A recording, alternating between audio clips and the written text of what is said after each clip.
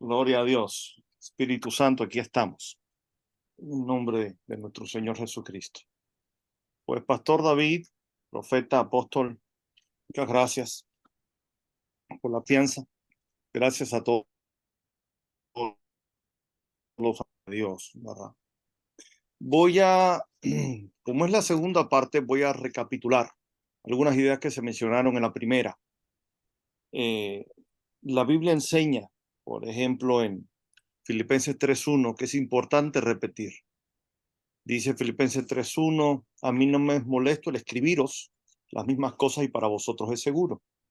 Y segunda de Pedro 1:12, en la versión TLA, dice, pero yo les seguiré recordando siempre todo esto, aun cuando ya lo saben y siguen creyendo en la verdad que les enseñaron. Mientras yo viva, creo que es mi deber recordarles todo esto. Wow, qué tremendo, ¿verdad? Primero el Espíritu Santo a través de Pablo y después a través de Pedro. Entonces, sí hay que repetir y recordar. Estamos viendo la historia de Enoch y evidentemente uno se pregunta, bueno, ¿por qué estudiar los personajes del Antiguo Testamento si estamos en el Nuevo? Y es que a través del apóstol Pablo, el Espíritu Santo nos enseña que todo lo que pasó antes es para nuestra experiencia ahora.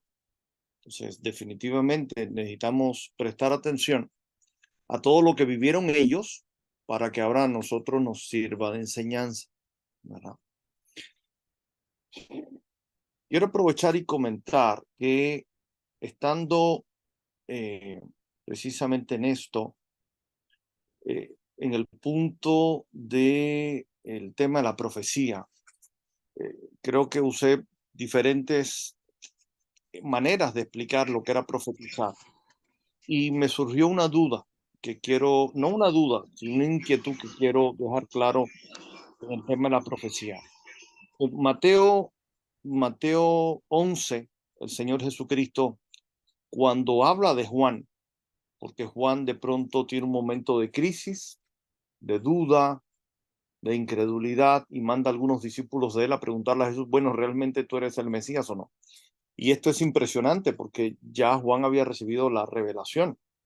La realidad es que hay momentos, nosotros podemos tener ciertas victorias para gloria de Dios en el mundo espiritual y poder reflejarse en el mundo natural, pero de pronto vienen contraataques del enemigo y a uno a veces hasta se le olvida la mayoría de las cosas, ¿no? Incluso las promesas que Dios a uno le ha hecho. Y así le pasó a Juan, así le pasó al espíritu profético que residía en él, o Elías como un espíritu profético, como un profeta. Y en ese contexto, hablaba que no encontraba su esquina, como el boxeador, ¿verdad? Que está golpeado y no encuentra su esquina. Aún Jesús dice algo hermoso. Dice, y voy a decir, voy a poner a leer para no demorar. Dice, este es el mayor de los profetas, porque todos los profetas y la ley profetizaron hasta Juan. Dos cosas quiero resaltar aquí. Tú puedes estar pasando por el peor momento en toda tu vida. Dios no deja de verte como Él te creó y como te diseñó. Y este es un tema importante porque a veces en los momentos difíciles dejamos de creer en Dios y por lo tanto dejamos de creer lo que Dios dijo. Y dentro de todo lo que Dios dijo, ¿verdad? Por ejemplo, Dios dice que Él es santo, que Él es justo, que Él es fiel, que Él es verdadero, que Él está con nosotros. Todo lo que establece en su palabra, ¿verdad? Los cielos, la tierra, si la palabra de Dios no fuera verdadera, pues ya a ver qué hubiera pasado con la tierra, porque la tierra está suspendida en medio del universo porque una palabra de Dios la sostiene. Así que cuando tengas dudas, si la palabra de Dios se cumple, acuérdate que si la palabra de Dios dejara de cumplirse un momentito, no sé a dónde íbamos a parar, porque la tierra está, pues se caía, literalmente. La tierra nada la sostiene, una palabra de Dios, que ahí la puso, ¿verdad? No lo dice un versículo en específico, pero se entiende cuando uno entiende todo el consejo de Dios, que es la palabra de Dios la que sostiene las cosas del universo en su lugar. Entonces, aún en los momentos más difíciles, tenemos que seguir creyendo lo que Dios dice de nosotros, que somos hijos de Dios, que somos sacerdotes, que somos reyes en el sentido que tenemos una responsabilidad. Porque es más fácil profetizarle a otros, ¿verdad? Y muchas veces más difícil profetizarnos a nosotros mismos. Y muchas veces lo más necesario que necesitamos profetizarnos a nosotros mismos es lo que la palabra logos dice de nosotros. ¿Se recuerdan? La palabra logos, todo el consejo de Dios, la palabra logos. Juan 1 dice que Jesucristo es el logos de Dios, ¿verdad? Pero cuando recibimos una palabra de parte de Dios activada, vivificada, para nosotros en ese momento, en ese contexto, o para otra persona, ya estamos hablando de una palabra rema, Hebreos 10. Y la fe viene por el oír, y el oír por la palabra, por el rema de Dios. Entonces, Dios nos dice algo, le ponemos fe al asunto, creemos que lo que Él dice así es, sea lo que sea que Él esté diciendo, ¿verdad? Y automáticamente tenemos fe, si tenemos una revelación, tenemos una confianza. ¿Por qué? Porque Dios nos dijo, dobla a la derecha, dobla a la izquierda, no te preocupes, aunque el enemigo se levante contra ti como un río, dice la palabra en Isaías, el Espíritu del Señor levantará bandera. Entonces, importante creer lo que Dios dice para nosotros, eh, aún en los momentos más difíciles.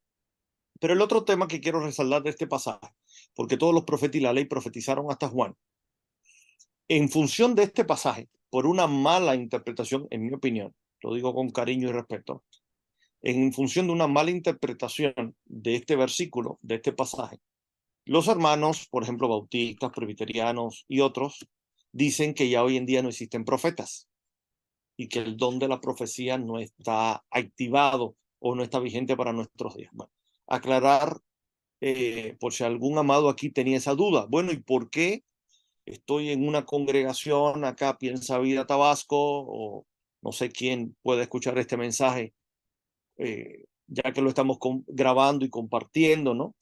Bueno, aquí precisamente lo que el Señor Jesús está enseñando es que Juan es el último profeta del antiguo pacto.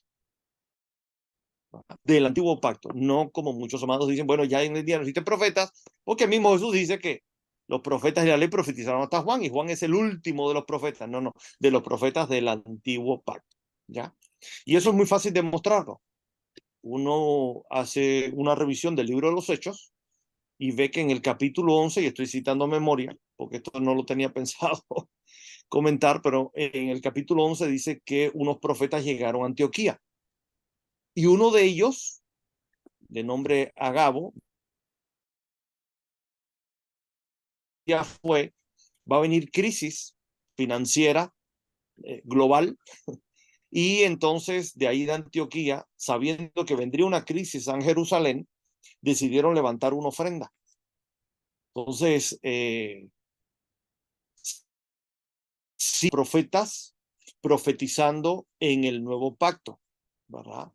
Vemos por ejemplo, ese equipo de profetas llegando ahí. Más adelante vemos otra vez a Agabo profetizando, capítulo 19, profetizando a Pablo.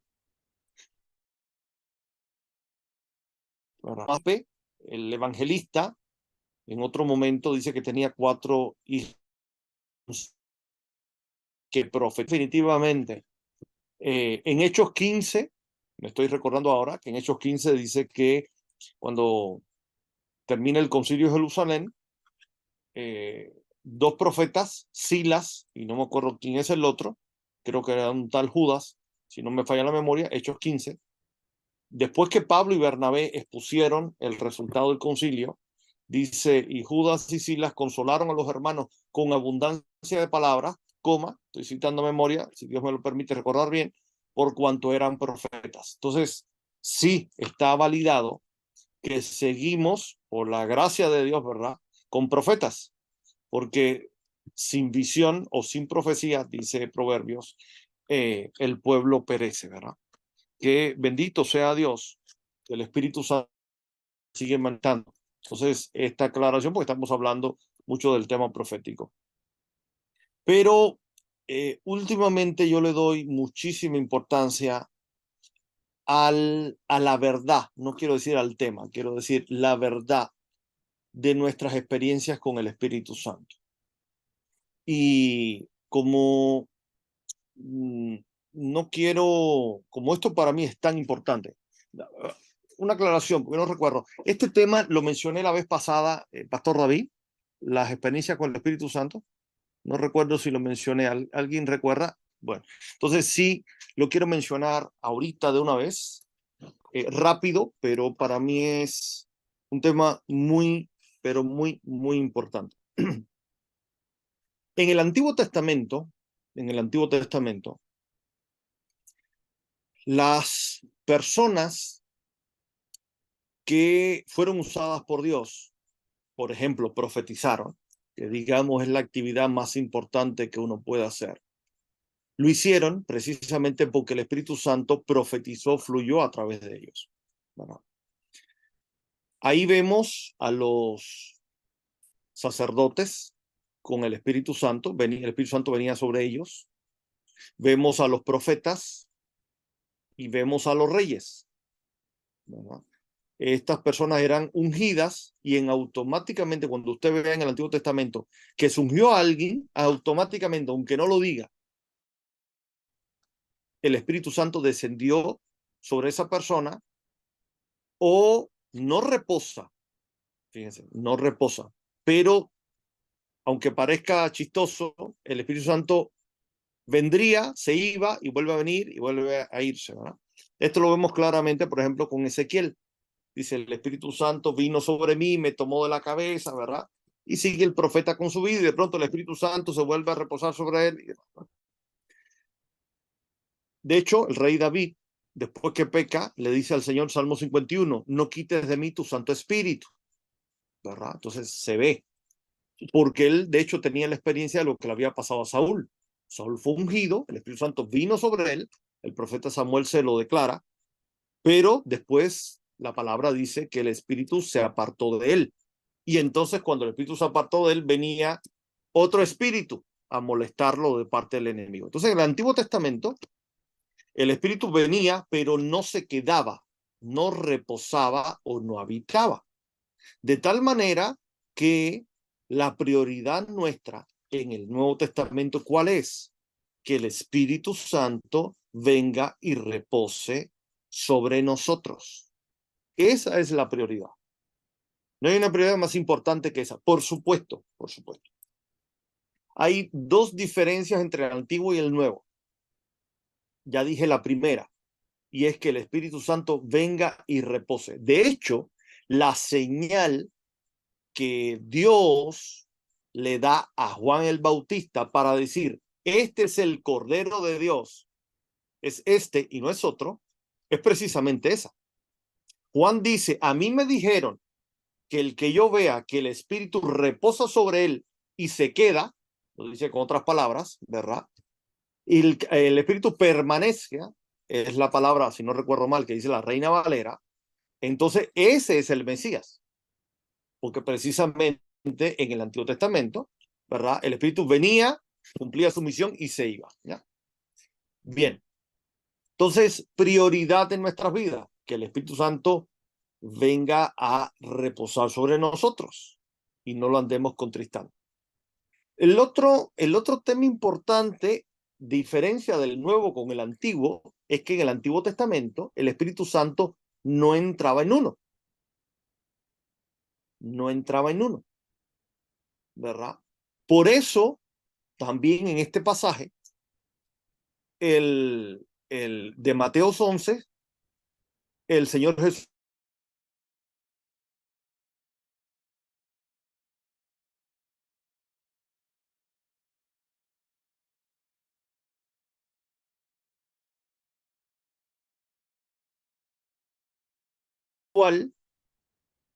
resulta que ahora es mayor que Juan el Bautista, que es el más grande de todos los profetas. Es decir, cualquier hermanito de esta reunión que haya nacido de nuevo, que haya recibido a Cristo como Señor, es mayor ante los ojos de Dios, es mayor que Adán, es mayor que Enoc, es mayor que Abraham, es mayor que Isaac, que Jacob, que David, que Moisés, que Ezequiel y aún que Juan el Bautista, que fue el mayor de todos. ¿Por qué? Cualquiera de nosotros es mayor. Porque sencillamente tenemos al Espíritu Santo dentro. Eso de por sí ya demuestra cuán importante es el Espíritu Santo, que nos hace vivir en una dimensión superior. Ahora, ¿cuál es el detalle? Que muchas, y digo esto con cariño y con temor y temblor y respeto, en muchas denominaciones hoy en día se enfocan más en tener el Espíritu Santo dentro y no necesariamente fuera. Es decir, no necesariamente sobre ellos. Voy a poner un ejemplo. Me acuerdo en determinados momentos escuchar una discusión entre un bautista y alguien de Asambleas de Dios, que creen en el bautismo del Espíritu Santo, los Asambleas de Dios, los pentecostales. Entonces, el de Asamblea de Dios diciéndole a un bautista, es que tú no tienes al Espíritu. Y el hermano bautista diciendo, yo sí tengo el Espíritu. ¿Por qué tú dices que yo no lo tengo? Bueno, es que están hablando de dos experiencias diferentes, sencillamente. Dos experiencias diferentes. Y ese tema a mí se me hace tan importante. ¿Por qué? Porque el Espíritu Santo es tan importante que quiero resaltarlo.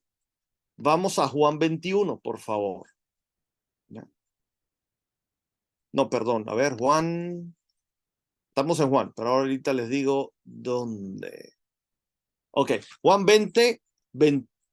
Vamos al versículo. Ok, en Juan 20, versículo 1, ¿verdad? Ahí vemos la descripción desde el punto de vista del apóstol Juan del momento de la resurrección. Ese capítulo empieza el primer día de la semana, es el día de la resurrección. María Magdalena llega al sepulcro, después llegan corriendo Simón Pedro y el apóstol Juan, ven todo eso, chalalala, Pedro y Juan se retiran, María ahí llorando, versículo 11, ¿verdad? Y Jesús les sale al encuentro.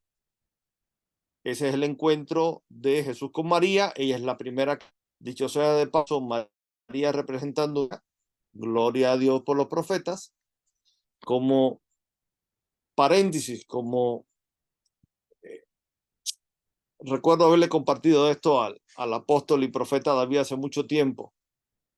El gran reto de los profetas es que muchas veces vemos cosas antes que los apóstoles, pero no podemos dejar de caminar en sujeción a los apóstoles.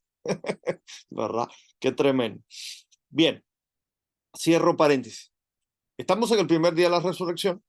María estaba en el sepulcro, llegan Pedro y Juan, se retiran Pedro y Juan, vieron todo el rollo de lo que estaba ahí, se dan cuenta que había resucitado, se retiran, sigue María Magdalena, Jesús aparece a María Magdalena. Ok, está el encuentro con María Magdalena, Jesús le dice, no me toques, tengo que ir al Padre. Bien.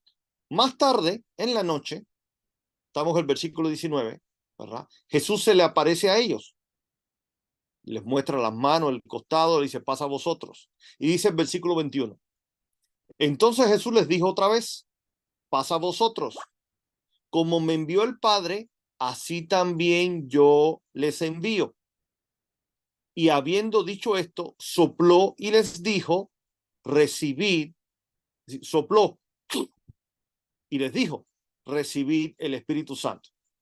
Esta enseñanza yo la di ya con el apóstol Hipólito, allá con la congregación, una enseñanza muy sencilla, pero realmente muy útil. Y entonces yo les preguntaba ahí en la iglesia, bueno, ese día el Espíritu Santo, ¿qué hizo? Porque les dio el Espíritu Santo. ¿El Espíritu Santo qué hizo? ¿Se posó sobre ellos? ¿O entró en ellos? ¿O reposó y entró en ellos al mismo tiempo? A ver, mira, el apóstol Oscarito por aquí. Saludos, amado. Bien, entonces, unos me decían, bueno, solo reposó sobre ellos, otros me decían, no, entró en ellos, y otros me decían, pues las dos opciones. Bueno, ¿cómo saberlo? Bien, si el Espíritu Santo solo, perdón, hubiera entrado en ellos y hubiera reposado sobre ellos, el Señor Jesús no lo hubiera dicho a los apóstoles 40 días después, esperen el Espíritu Santo. Resulta que este es el día 1 de la resurrección y Jesús, cuando se encuentra con los apóstoles, sopla y les dice, reciban el Espíritu Santo. Pero ¿cómo lo recibieron? ¿Dentro o fuera? Bueno, evidentemente, solo dentro, ¿verdad? Ese día ellos nacieron de nuevo. A partir de ahí, Jesús les da un seminario intensivo durante 40 días. Y cuando termine ese seminario intensivo de 40 días, podemos ver en Hechos 1, ¿verdad? Ahí de pronto ellos le hacen una pregunta al Jesús, bueno, vas a restaurar el reino a Israel en este tiempo, y le dicen, no se preocupen ahora por eso, preocúpense por esperar la promesa del Padre. Recibirán poder cuando haya venido sobre vosotros el Espíritu Santo y me serán testigos. Es decir, que cuando Él les sopló en el día 1 de la resurrección el Espíritu Santo no vino sobre ellos, sino Jesús no le hubiera dicho, ahora esperen que el Espíritu Santo venga sobre ustedes. ¿Por qué esto es tan importante? Primero, porque sin el Espíritu Santo no hay vida cristiana. Ni somos nacidos de nuevo, ni hay vida cristiana, ni tenemos el poder que necesitamos, no para andar haciendo espectáculos, sino para vivir una vida precisamente en el carácter de Cristo. E incluso cuando es necesario, pues para reprender demonios y sanar enfermos y profetizar.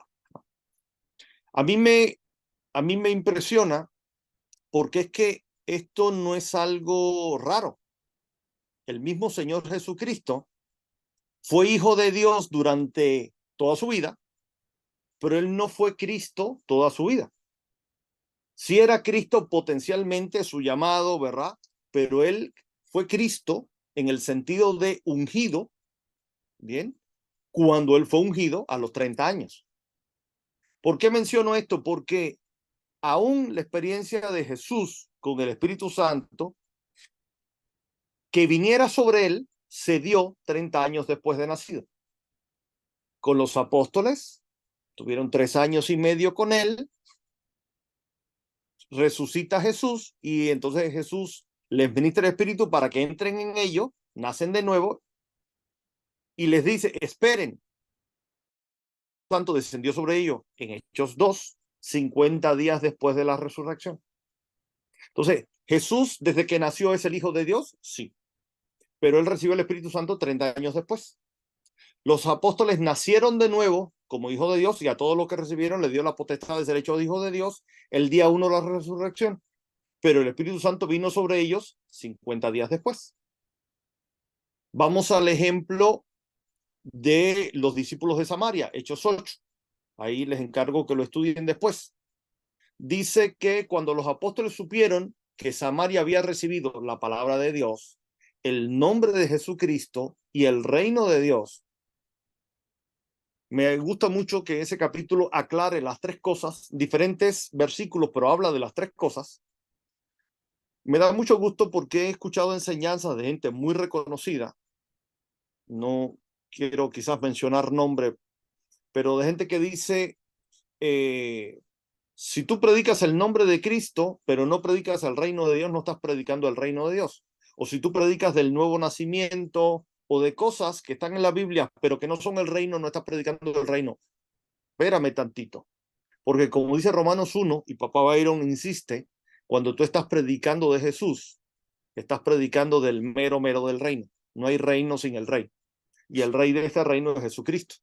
Y por eso el evangelio, Romanos 1 dice que el evangelio de Dios es el evangelio de su Hijo. ¿Ya? Bien. Cierro paréntesis. En Hechos 8, cuando los apóstoles les llega la noticia de que Samaria había escuchado la palabra de Dios, el nombre de Jesucristo y el evangelio del reino, envían a Pedro y a Juan para que recibieran el Espíritu Santo porque no había venido sobre ellos.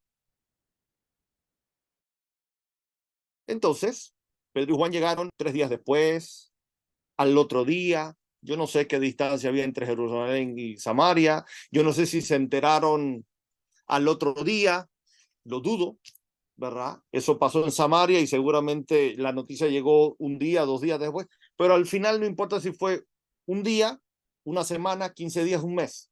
Lo cierto es que esa gente nació de nuevo cuando escucharon a Felipe y recibieron la palabra de Dios, el nombre de Jesucristo y el Evangelio, y creyeron, pero fueron bautizados en el Espíritu Santo cuando Pedro y Juan llegaron unos días después.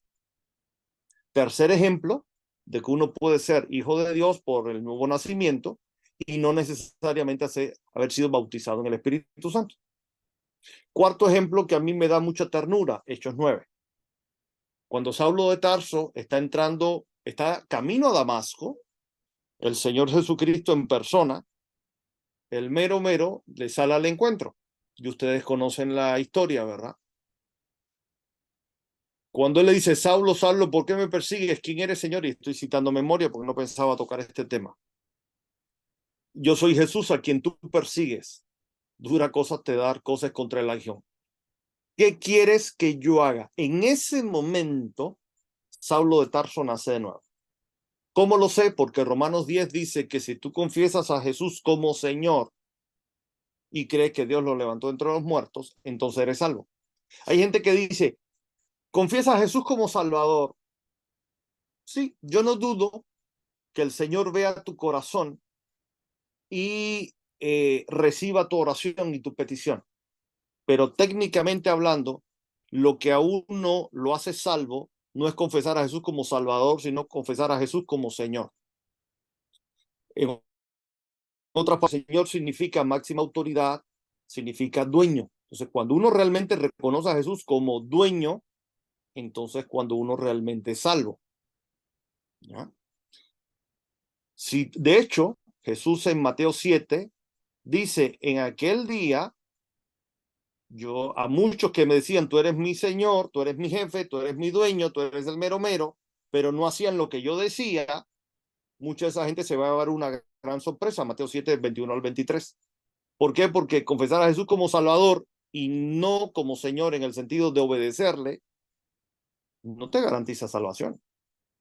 Porque tú no puedes decir a Jesús, sí, sí, tú eres mi Señor, tú eres mi dueño, y a la mera hora vivir tu vida como se te pega la gana, ¿verdad? Ni tú ni yo.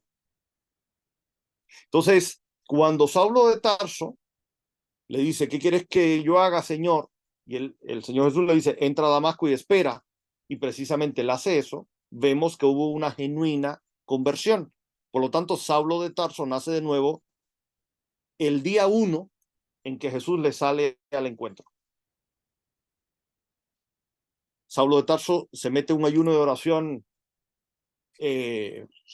muy en serio, sin comer ni beber. Y a mí me da mucha ternura que de pronto Saulo de Tarso recibe una visita de un hermano llamado Ananías y le dice, hermano Saulo, Jesús que se te apareció en el camino me mandó para que yo ore por ti, se te caigan las escamas, recibas el bautismo del Espíritu Santo y seas bautizado. No le dice que sea bautizado, no lo dice textualmente, pero vemos que lo bautizó. Entonces, básicamente, aunque no lo dijo, Ananías fue a administrar tres cosas. La sanidad de los ojos física, la sanidad física de los ojos, el bautismo del Espíritu Santo y el bautismo en agua. Y vemos definitivamente que al tercer día, ¿verdad? Entonces Saulo de Tarso recibe el bautismo del Espíritu Santo o la experiencia de que el Espíritu Santo descienda sobre él. ¿Ya? Cuando hacemos cuentas, el Señor Jesucristo desde que nació era el Hijo de Dios, ¿verdad? Su naturaleza divina, el Espíritu del Hijo entró ahí desde que se hizo el milagro con María siendo virgen. Ahí el Espíritu del Hijo entró en ese cuerpo, en óvulo, embrión, en fin, el doctor y pastor Davidcito le va a explicar más médicamente, pero al final, cuando Jesús nació como niño, el cuerpo era de un ser humano, el espíritu era del Hijo de Dios o de Dios Hijo. Sin embargo, él recibió el bautismo del Espíritu Santo 30 años después. Primera experiencia. Segunda experiencia, los apóstoles reciben a Cristo el día 1 de la resurrección, pero el bautismo del Espíritu Santo 50 días después. Hechos 8, los discípulos de Samaria reciben a Cristo cuando les predica Felipe y reciben bautismo del Espíritu Santo a través de Pedro y Juan unos días después. No sé cuántos días haya sido, no lo sé. La Biblia no dice, como dice Papá Byron, no especulemos, no es importante, un tiempo después. Y Saulo de Tarso recibe a Cristo el día que Jesús le sale al encuentro y recibe el bautismo del Espíritu Santo después, 3 días después, por la administración por manos de Ananías. El único lugar donde vemos que ambas cosas ocurren al mismo tiempo es en Hechos 10, cuando Pedro, sin entender mucho por qué Jesús lo enviaba, pero fue, aún sin entender mucho, en obediencia, llega a casa de Cornelio, mientras el apóstol Pedro les está compartiendo al Señor Jesús palabras por las cuales sería salvo Cornelio y su familia.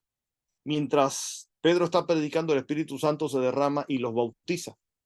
Entonces hay 4 experiencias que demuestran que son experiencias, pueden ser experiencias diferentes y solo una vez que la experiencia se da en el mismo momento. ¿Por qué para mí esto es súper importante? Porque después vamos a ir a Efesios 5 y dice, hermano, no siempre hay con vino en lo cual hay disolución, antes bien sed llenos del Espíritu Santo. Y eso significa que cuando uno entiende que uno es nacido de nuevo, pero que no ha sido bautizado en el Espíritu Santo, uno tiene el derecho de hijo de pedirlo, porque Efesios 5 te lo dice y porque Lucas 11 también te lo dice. En Lucas 11, si no recuerdo mal, el versículo 19, ¿verdad? Es donde en ese contexto el Señor Jesús dice, si ustedes siendo malos saben dar buenas cosas a vuestros hijos, ¿cuánto más el Padre no dará el Espíritu Santo a los que se lo piden?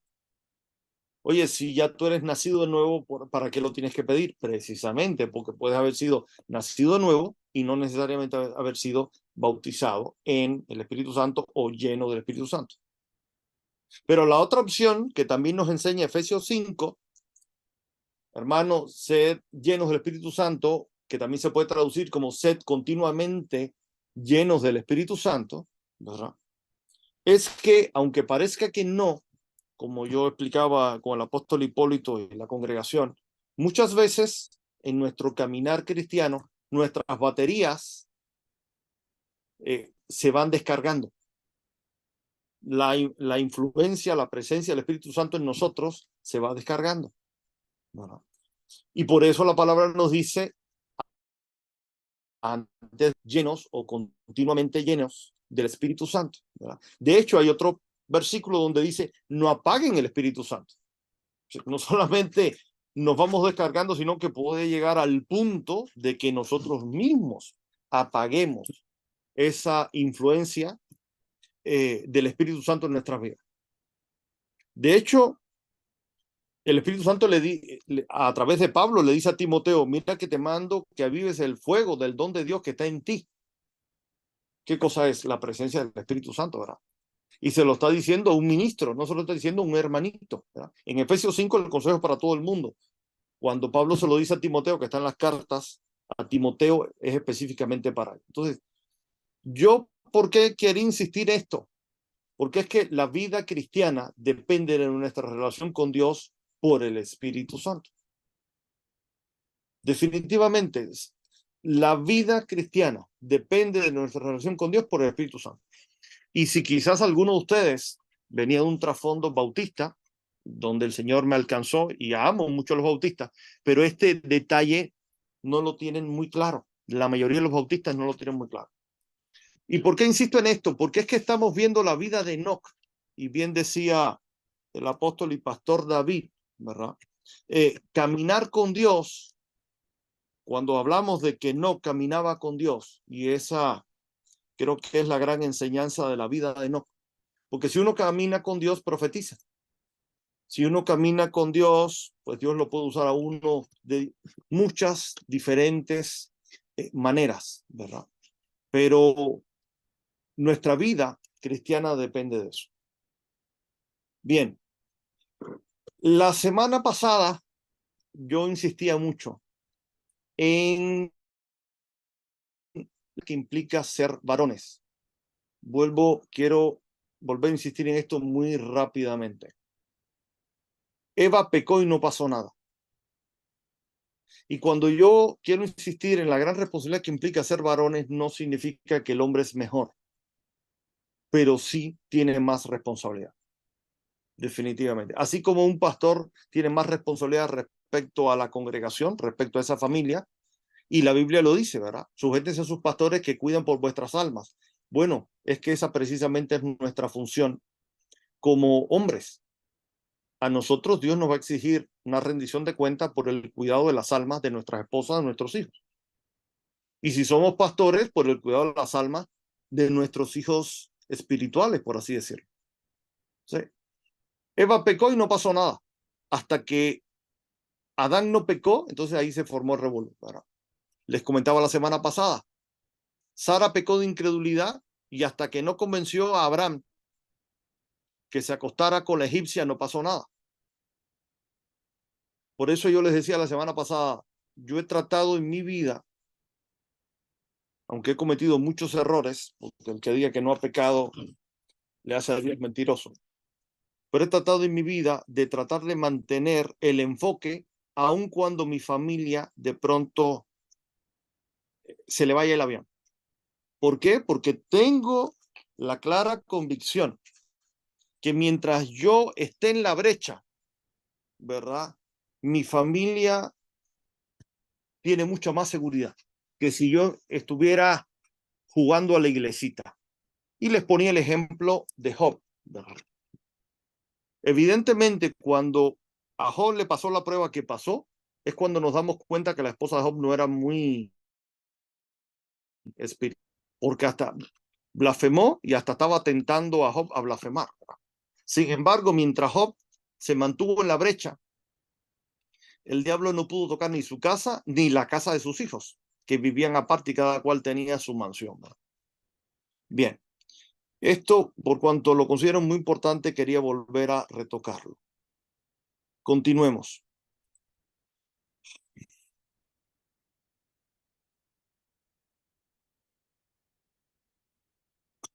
Bien, otra cosa que quería mencionar, como estaba diciendo hoy al principio, el tema profético es muy consustancial a nuestra vida personal y vamos a decirle nuestra vida cristiana, pero al final, si estamos vivos, estamos en Cristo, a nuestra vida.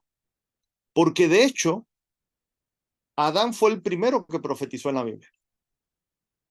De hecho, cuando Dios busca a los animales, Génesis 2, cuando Dios busca a los animales para que Abraham les dé nombre, Dios mismo puso el contexto, el escenario, para que Adán profetizara.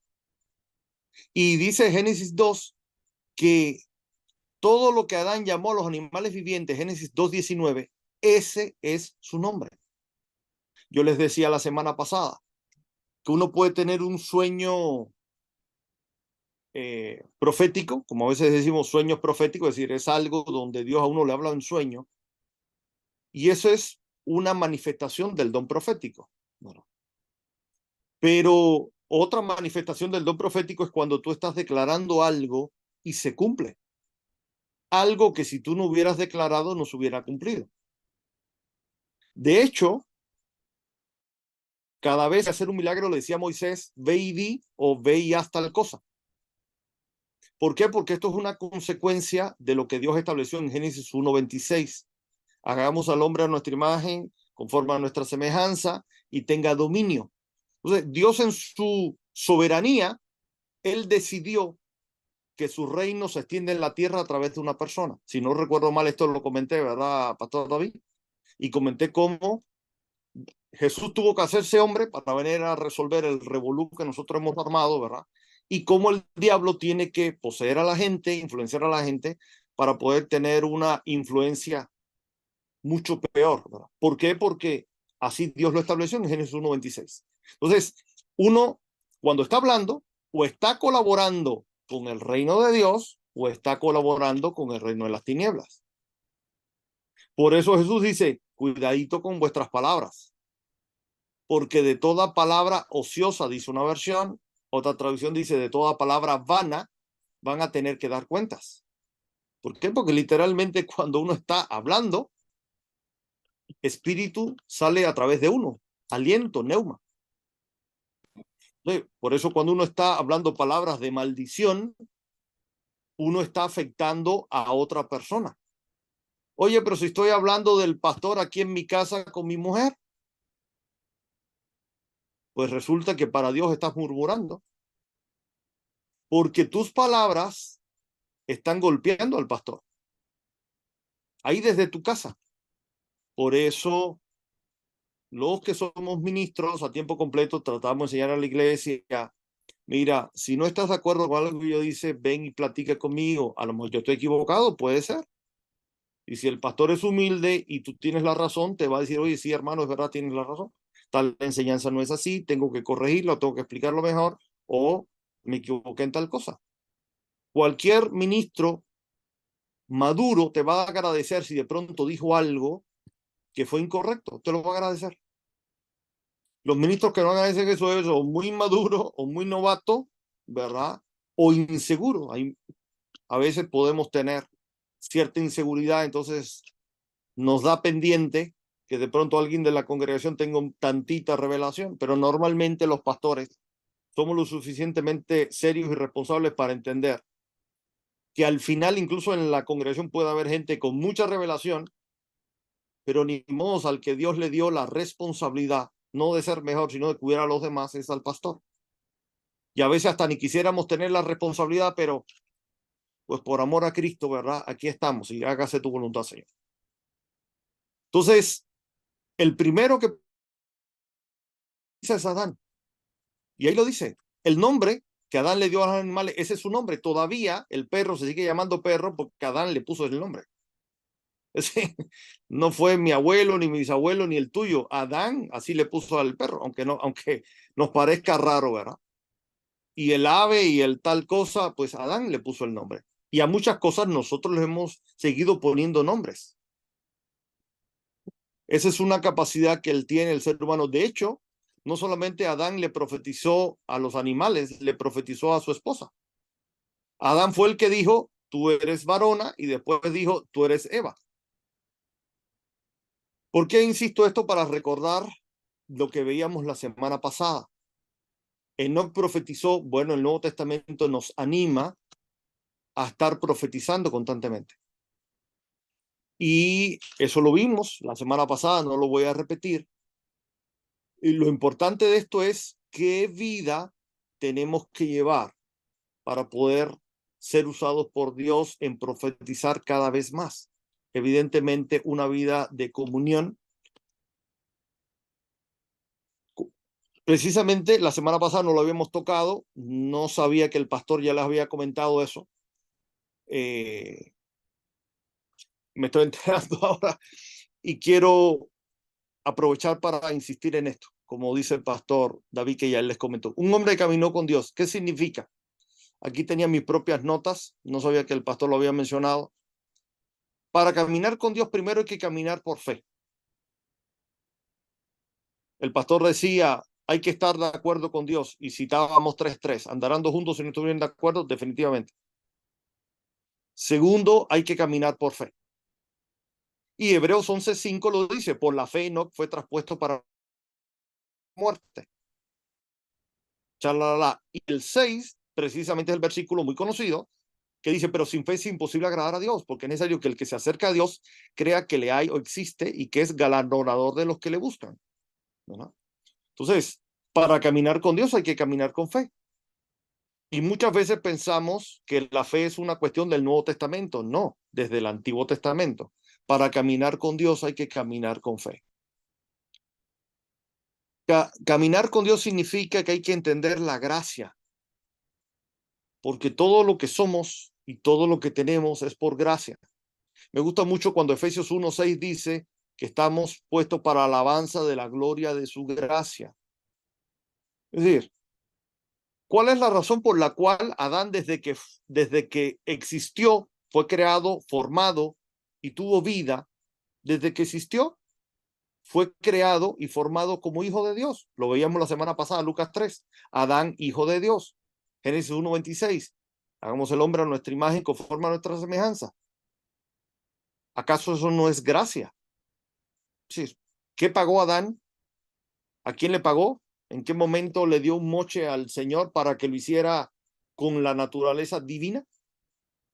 No que fuera Dios en el concepto del Dios soberano, no, no, sino que tuviera esa imagen de Dios, como dice en segunda de Pedro. Ahora somos participantes de la naturaleza divina. ¿Qué pagó Adán o qué pagamos nosotros? No hay manera de caminar con Dios si no es entendiendo la gracia. Otra enseñanza que a mí me da caminar con Dios es que evidentemente eso significa que hay que tener una vida de oración. Primera Tesalonicenses 5:17 dice, orad sin cesar. Para caminar de mucha meditación en la palabra de Dios. La semana pasada yo les comenté, hay personas que la Biblia nos enseña que tenían una vida de oración como David, 7 veces al día buscaba de Dios, o Daniel 3 veces al día. Yo les decía la semana pasada y se los vuelvo a reiterar, a mí Dios me ha dicho, yo quiero que me busques 2 veces al día. Si otro le dedica más tiempo, qué bueno, gloria a Dios. A mí el Señor me ha dicho 2 veces al día. ¿En qué pasaje me lo ha dicho? Josué 1:8. Mira que te pido que medites en el libro de la ley de día y de noche. Y Salmo 1, de día y de noche. Por supuesto, eso no quiere decir que durante el día no oro por los alimentos, no voy manejando y voy meditando, pero un tiempo así de a solas, de meterte en la habitación 2 veces al día. ¿Y siempre lo cumples y hacer? No, no siempre lo cumplo. Confieso mi pecado, pero sé que así tiene que ser. Y muchas veces sí lo hago. Bueno, te lo dejo al costo. Caminar con Dios es una vida de adoración. Hechos 13 dice que ministraban estos al Señor ayunando. Y quiero traducírtelo de esta manera que a mí me bendice mucho. ¿Qué cosa es ministrar al Señor? ¿Qué cosa es adorar a Dios? A mí me gusta traducirlo en TLA versión Yacer, enamorando a Dios. Enamorando a Dios. ¿Verdad? No es lo mismo orar. Uno puede orar y no adorar. Porque muchas veces uno está orando por la necesidad, por otro hermano, y todo eso es bueno. Puedes estar orando por tus hijos, por tu matrimonio, pero adorar es otra cosa. Adorar es enamorar al Señor, tener un tiempo romántico con el Señor, ¿verdad? Es, Señor, tú eres bueno, de veras que tú has sido bueno. Si no fuera por ti, mira que yo soy cabezón, Señor, pero qué paciente tú eres conmigo. Así, no necesariamente tienes la gracia que tiene el apóstol Oscarito de cantar, o no sé si alguien más canta. El solo hecho de estar entonces y decir, Señor, de veras que si no hubiera sido por ti, tal, gracias por revelarme tu santidad, tu grandeza, tu misericordia. Estás adorando. Ya no es una oración cuando vas delante de él como el juez. Tú eres el dueño de todo, tú eres el jefe de todo el mundo, y mira que el enemigo me cerró un negocio, me quemó 2 empleados, me cerró un negocio, me acaban de poner multa, no me lo abren, ya ha pasado un mes y no tengo respuesta. Ok, es válido, voy delante de Dios como juez. Necesito, Señor, que des el martillazo y que todo se alinee. Ese es un momento, pero adorar, ¿verdad? Enamorarlo, esa es otra cosa. Y eso es imprescindible si quieres madurar tu relación con Dios. Ahora, bueno, a ver, Pastor David, ¿lo dejamos aquí o sigo unos minutos? Me sujeto, yo soy disciplinado. Tú me dices. Dale unos 15 minutos más, porque la promesa es 1 horita, pero dale unos 15 minutos para que avances. ¿Sí están de Bien, acuerdo, verdad? Vale, bien. vale. Quiero entonces hablarles un poquito de lo que es un reino. ¿Por qué? ¿Por qué quiero hablarles un poquito de lo que es un reino? Porque es que Dios es rey y muchas veces la mentalidad del siglo XXI nos afecta para relacionarnos con Dios, para entender cómo piensa Dios y para entender la Biblia. Ahorita que te vaya explicando más, me vas a entender un poquito más. Nosotros, por ejemplo, vivimos en México en una democracia o en una república. Pueden ser ambos conceptos. Cuando se habla de una república, significa que es un gobierno donde hay una tripartición de poderes, ¿verdad? Y donde la gente que está en el gobierno, de alguna manera, está ahí por una elección. Y cuando es democracia es porque se tiene en cuenta el poder, la soberanía del poder supuestamente radica en el pueblo y el pueblo la puede ejercer de manera directa, como pasaba en Atenas, se reunían los patricios y tomaban las decisiones en una asamblea a mano alzada, o lo que es democracia representativa. Tú eliges a alguien para que en lugar tuyo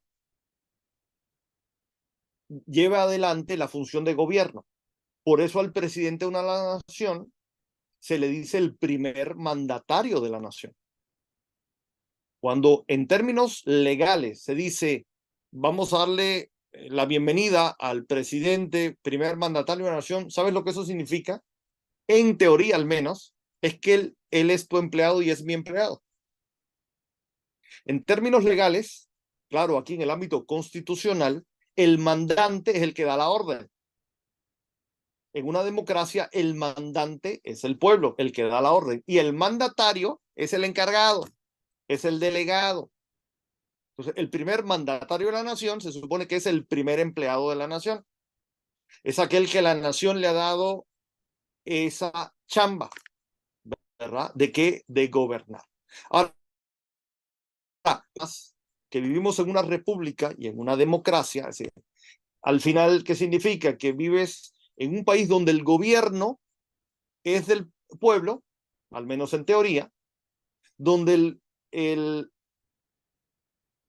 pueblo, a través de mecanismos de elección, escoge a ciertos hombres para que hagan la función de gobernar. Y esa función de gobernar, aparte, se hace con una división de poderes. Un grupo de personas, llamados diputados o congresistas, conforman el poder legislativo, hacen las leyes. Otro son elegidos, designados para llevar adelante el poder ejecutivo, el que ejecuta las leyes que el Congreso, Asamblea o Parlamento aprobó. Es decir, cuando hablamos del Congreso, Asamblea Nacional o Parlamento, estamos hablando de lo mismo. En Francia se le llama Asamblea Nacional, en Estados Unidos se le llama Congreso, en otros países se le llama Parlamento. Cualquiera de estos tres nombres lo mismo, es el poder legislativo. ¿Qué cosa es el poder legislativo? Los que se sientan, discuten y aprueban y promulgan leyes. ¿Ya? El poder ejecutivo son aquellos que, conforme a lo que está legislado en la Constitución y todo en el cuerpo normativo del país, ejecutan las leyes y las hacen ejecutar. Y el tercer órgano de poder es el poder judicial. Son aquellos magistrados, también se le llama magistrados, ¿verdad? Vamos a llamarle como se conoce más modernamente, jueces, que la función de ellos es ver si la gente que está en el gobierno y la sociedad en general cumplen las leyes. Entonces, los jueces, cuando les llega una información de que tú no obedeciste el reglamento del, por ejemplo, el Código Penal y mataste a alguien, violaste lo que está establecido en el Código Penal. Un fiscal va a llevar tu caso delante del juez y si el juez comprueba que tú mataste a alguien, vas para el bote. ¿Por qué? Porque lo establece la ley. Se supone que el Poder Judicial también tiene esa prerrogativa, que si es el presidente o el que sea, violó la ley, se supone que el Poder Judicial también tiene la prerrogativa de meter o culpar, de acuerdo a la sanción que sea, a cualquiera. Nadie está por encima de la ley. En teoría eso es así. Ahora, entonces, ¿quién, verdad? Y ese pueblo delega esa soberanía en personas. Ahora vamos para un reino. Ahora vamos para un reino. En un reino resulta que ya no hay un presidente o un primer ministro. Ahora resulta que el que tiene, hay una primera gran diferencia. Resulta que el presidente no es dueño de tu vida, pero el rey sí es dueño de tu vida. En un verdadero reino clásico, digo, no estamos hablando ahora del rey de España, que eso es una caricatura de un verdadero reino, ni del rey de Inglaterra. En un reino, por ejemplo, en el tiempo de Nabucodonosor, en el tiempo de Azarías y todo lo demás, ¿por qué el rey podía, si lo han visto en la Biblia, ¿verdad? Reyes ahí que de pronto toman la decisión de mata a fulano. ¿Por qué? Porque ese fulano es propiedad de él. Hoy en día, un presidente manda a matar a alguien, a menos que sea por sentencia judicial, porque le aplican la pena de muerte y el rey va para el bote. Perdón, el presidente va para el bote. ¿Por qué? Porque no es propiedad del presidente. Ni tú, ni yo, ni nadie aquí es propiedad de López Obrador, ni lo éramos ni de López Obrador, ni del anterior, ni del que vendrá. Gracias a Dios. Pero en un reino, el rey es dueño tuyo, de tu esposa, de tus hijos y de todo lo que tú tienes. ¿Sí se entiende hasta ahí la primera gran diferencia? Por eso en un gobierno actual, con mayor o menor medida, con mayor o menor libertad de expresión, a uno se le hace fácil mal hablar del presidente. No estoy de acuerdo con el presidente en esto, no estoy de acuerdo con el presidente en lo otro, y no pasa nada, porque al final tú estás hablando de un empleado tuyo. Pero en un reino resulta que ese no es tu empleado, tú eres empleado de él, es al revés. De hecho, en la historia de la nación de Israel, eso no era así al principio.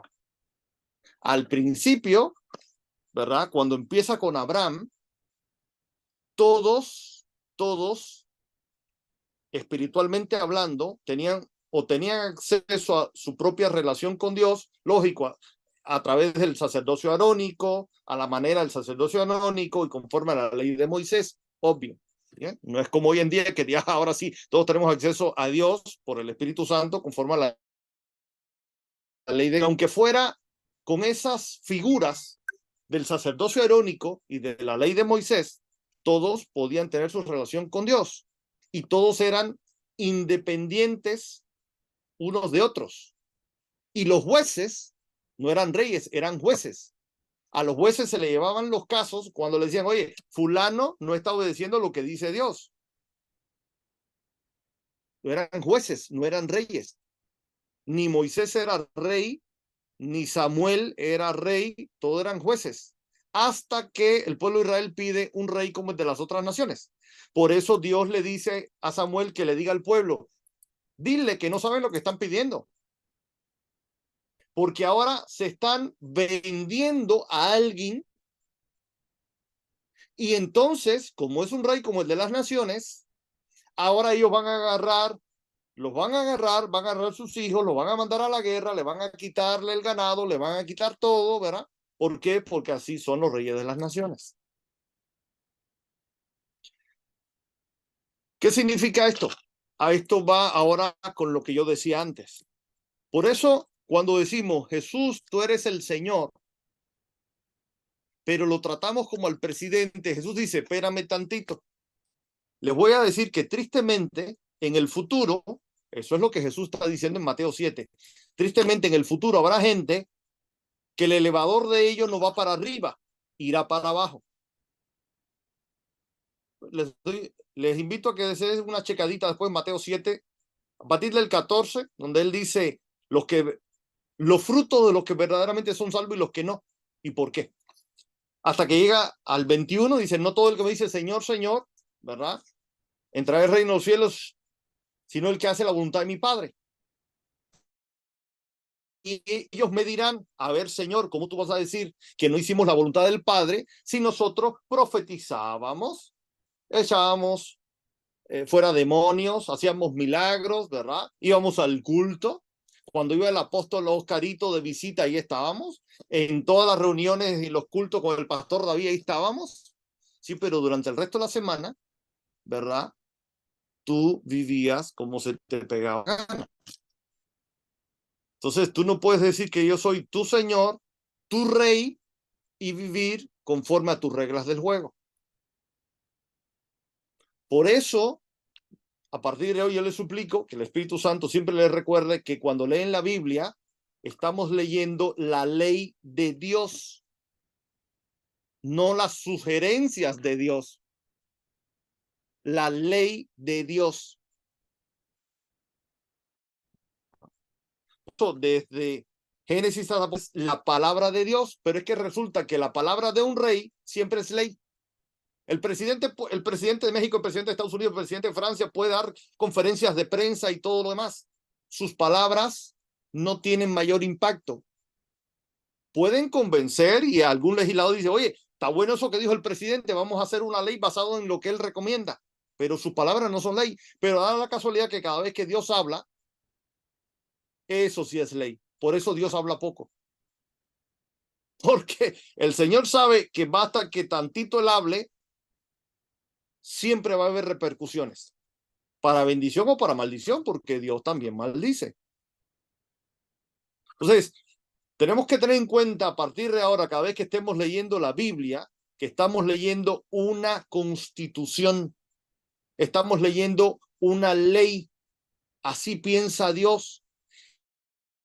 Si queremos agradar las cosas como Él las estableció, no como uno se imagina.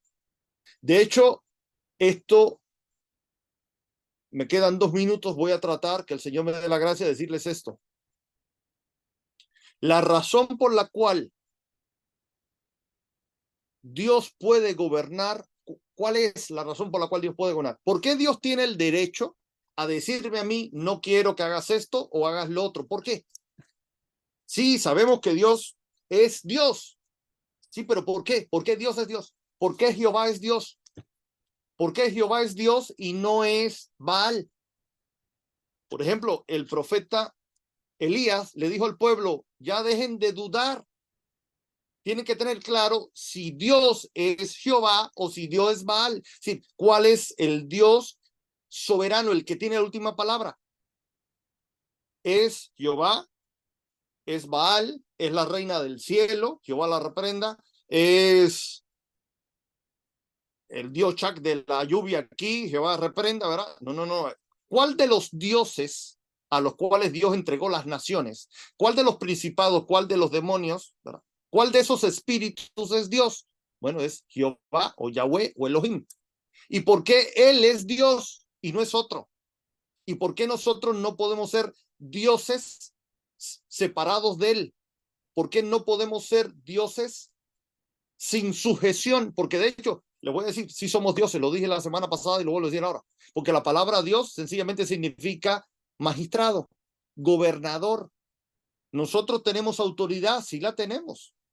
Y lo dice el Salmo 82, y Jesús, cuando es lo que hicieron apedrear, dijo, pero ¿ustedes por qué se sorprenden? Si el Salmo 82 dice que no, ustedes son dioses. Y el caso, ¿no es Dios todo aquel que recibe una palabra? Y sí, cuando Dios nos da revelación, se aumenta nuestra autoridad. La gran tentación del diablo fue que les dijo, así como Dios es un Dios soberano, que no tiene que pedirle cuenta a nadie, así sean ustedes dioses. Es decir, no dejen de gobernar bajo la sujeción de Dios para querer ser dioses sin sujeción a nadie. Ahí le dieron en la torre. Y muchas veces nosotros estamos cometiendo ese pecado. Cada vez que decimos, ah, espérate, la Biblia dice eso, no, pero yo no estoy de acuerdo. O el pastor dice eso, hay que diezmar. No, yo no estoy de acuerdo. A ver, cada vez que el pastor diga algo, tú esfuérzate por discernir si lo que el pastor está diciendo viene de parte de Dios o no. Que si es un buen pastor, te puedo asegurar que más del 90% de las veces que el pastor está hablando de parte de Dios. Puede ser que no. Si están hablando de pelota o de fútbol, puede ser que no, pero si está predicando la Biblia, sé muy cuidadoso. Porque resulta que cuando tú dices, a ver, yo no estoy de acuerdo con el pastor, aguas, porque si lo que el pastor está diciendo es inspirado por el Espíritu Santo, tu bronca ya no es con el pastor, es con el Dios que inspiró al pastor las palabras que está diciendo. Por eso es tan peligroso murmurar de un ungido de Dios, de una autoridad de Dios y de Dios mismo. Por eso en Eclesiastés dice, aún lo que tú piensas en tu casa, las aves del cielo llevan el reporte. El apóstol Oscarito nos decía hace unos días en otra reunión que él procura levantarse temprano a la mañana y lo primero que trata de hacer es meditar la palabra, buscar de Dios y lo último del día. Muy buen consejo. Muy buen consejo. Que por eso entonces Romanos 12 dice, no se conformen a este mundo, sino antes bien, sed continuamente transformados en el espíritu de vuestro entendimiento. ¿Por qué? Porque llevamos 6,000 años donde la humanidad se ha ido alejando de Dios, alejando de Dios, alejando de Dios, alejando de Dios, y hoy todo en la cultura está tan influenciado por este mundo que hoy en día uno tiene que hacer un esfuerzo verdaderamente inmenso por estar traduciendo todo.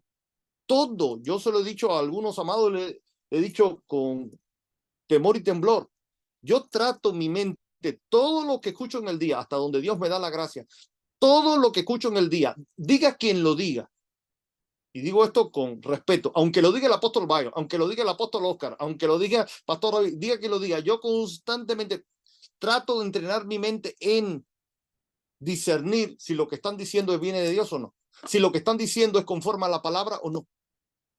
Porque el mismo apóstol Pedro, y voy cerrando porque ya me pasé 3 minutos, el mismo apóstol Pedro de pronto le dice a Jesús, Jesús, tú estás preguntando quién tú eres, ¿no? Tú eres el Cristo, el Hijo del Dios viviente. Y Jesús le dice, wow, tremenda revelación, y yo te digo que tú eres Pedro y felicidades.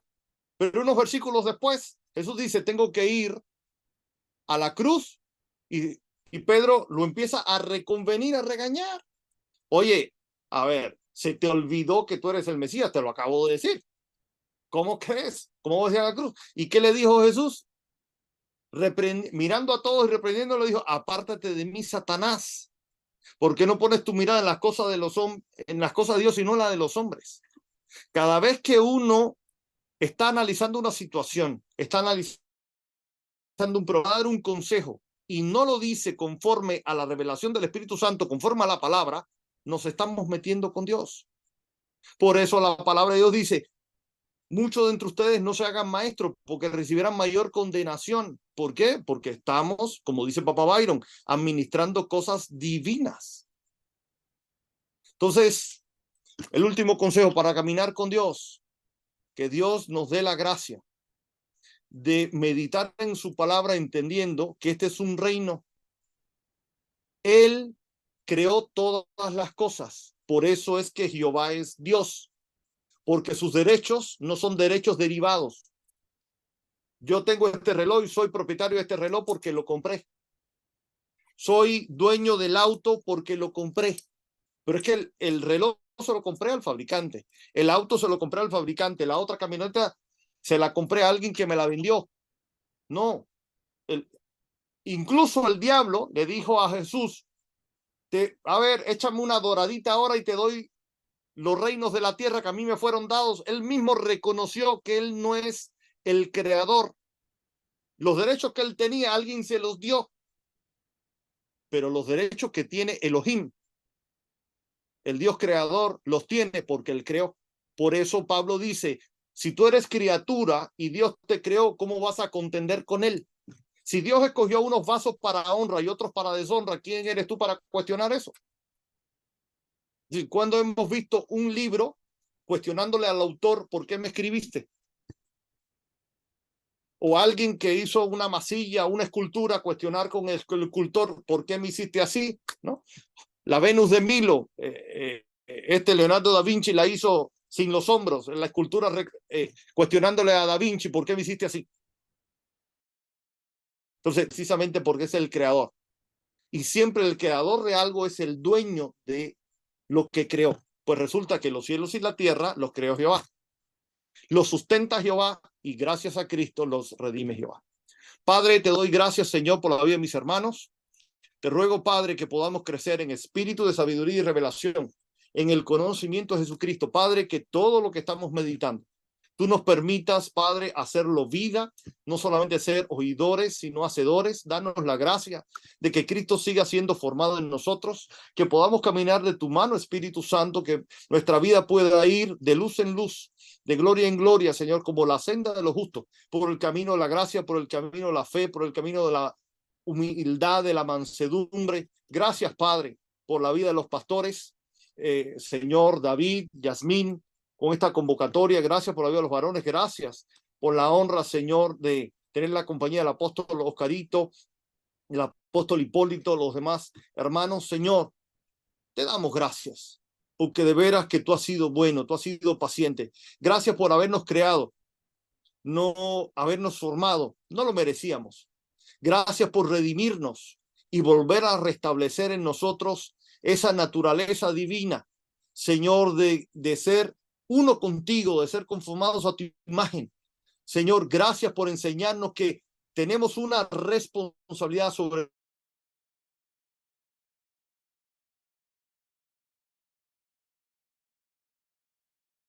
todo como varones, Padre, de asumir primos y en el mundo espiritual, con el sacerdocio Melquisedec, interceder por otros, cuidar a otros. Padre, ayúdanos a ser entendidos, a ser sensibles a tu voz, a que tu presencia pueda seguir creciendo en nosotros, que nuestras baterías hoy sean recargadas, Señor. Por amor a tu nombre, Padre, ayúdanos a caminar verdaderamente en el Espíritu. Espíritu Santo, yo te quiero pedir perdón.